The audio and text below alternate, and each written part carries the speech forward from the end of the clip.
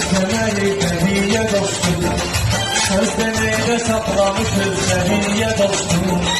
Senin için Allah'tan eziz hediye dostum. Gene saadet kuşunun kanadında, gene saadet kuşunun kanadında. Neredesiniz var pezevenk kanadında, oğlum dost seni kullanında.